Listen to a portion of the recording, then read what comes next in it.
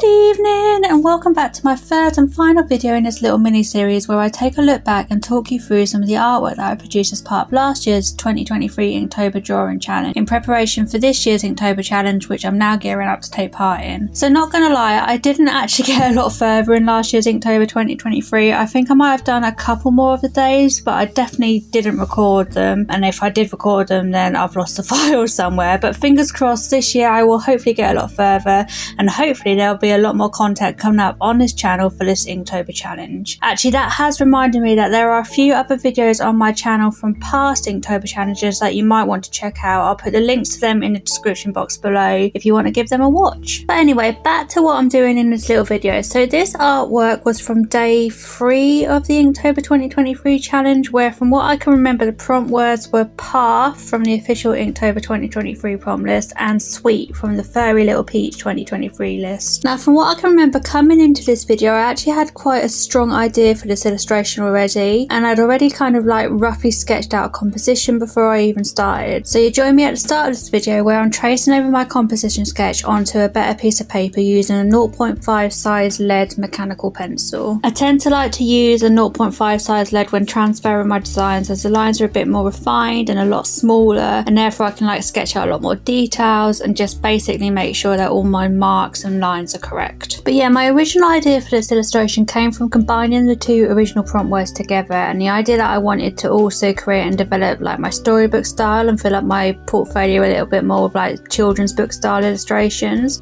which was kind of like one of my main aims throughout the Inktober 2023 challenge, and is actually going to be one of my main aims for this year's Inktober challenge as well. In my head, when I combined the two prompt words together, I instantly envisioned like a pathway made up of sweets leading somewhere, and as it was Inktober and Inktober is set through like spooky month, i.e. October, I thought it'd be kind of appropriate for it to have like a trick or treat / Halloweeny element to it. So what I decided to sketch out in my composition were 3 like childlike characters dressed in trick or treat costumes standing at the entrance to a pathway that kind of leads to a haunted house. But the idea was that the pathway is basically full of loads of pumpkins and loads of sweets, but all like the sweets were very like towering and a bit spooky and a bit like claustrophobic and stuff like that. I do think that combining 2 prompt words really helped with developing this illustration idea, and I found that it really helped me in creating a story when developing this piece. I'll probably do a similar thing this year, especially on prompt words that I'm a little bit more stuck on. But yeah, I really like using these art challenges to basically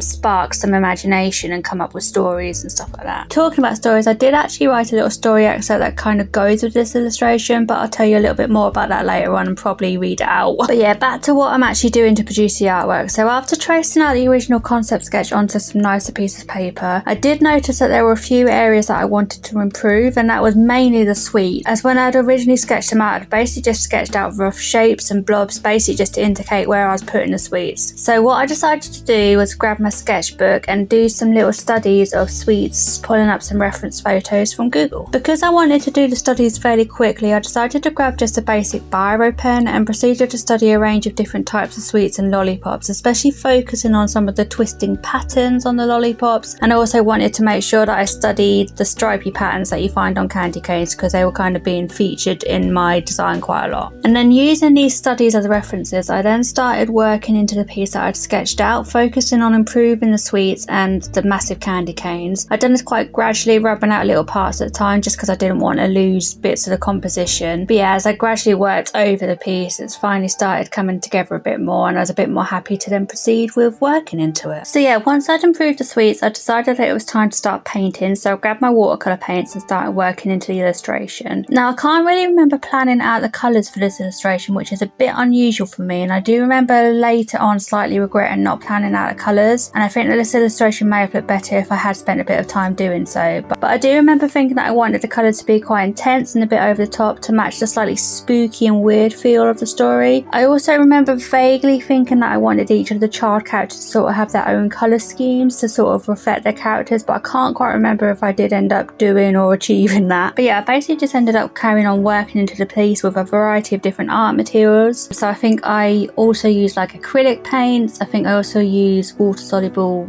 pencils. I did also have a collection of fine line pens in various different colours, which I can remember using a lot of as well. So I basically just carried on laying them all up until I achieved what I wanted from the illustration. You may notice at one point that I did actually trim some of the edges of the illustration off. I think that this actually did end up really helping with the overall feel of the illustration, as it made it feel a bit more enclosed and made some of the sweets feel a little bit more towering and slightly more menacing. It wasn't quite feeling how I wanted it to because there was too much space in the piece, but yeah, once I trimmed off the edges, I feel like I improved it a bit. Not gonna lie, I can remember at the time when I was actually painting this piece that I actually did prefer the original sketch to the final piece, and I remember being like not that particularly happy with how it was turning out, but actually looking at the final piece in the present day, it's not as bad as what I remember. There's still parts of it that I really hate, but I do think it does a fairly good job at reflecting the idea that I had for the story. But yeah, I do still think that the actual original sketch is better and probably could make quite a good colouring page. But yeah, as I say, I like the original idea and I definitely like the story behind the artwork, but I think the overall execution of the final piece didn't quite come out how I wanted. I probably should have spent a bit more time planning out the composition and playing with the characters' expressions a bit more and the colour scheme and stuff like that, but that might be something that I end up looking into doing in the future. So whilst I continued to paint the artwork in the video, I thought I'd quickly read out the little story excerpt that I wrote to go with the piece, just to kind of give you an idea of what the story behind it was. So yeah,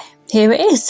The pathway leading to the haunted house was not your usual gravel path. Instead, it was made from an assortment of bright, multicoloured sweets that crunched and crackled underfoot, snaking its way up the hill to the steps of the haunted house. Either side of the path, lollipops, candy canes and other gruesome goodies sprouted from the ground, towering over the trail, casting eerie shadows over those who walked below. The children stood at the entrance, kitted out in their various Halloween costumes, looking through the buckets full of plunder that they had collected on their many escapades. None of them wanted to admit it, but each of them felt slightly uneasy, every so often taking nervous glances up at the haunted house on the hill. The colours and scents from the path were certainly enticing, intoxicating even, but there was something about the place that made the hairs on the arms and the backs of their necks stand on end.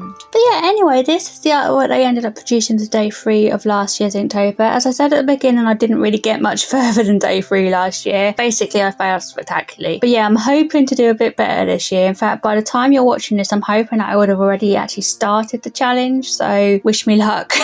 But yeah, thank you for watching. Please remember to like, comment and subscribe, and keep your eyes peeled for more content on this channel. Take care, bye!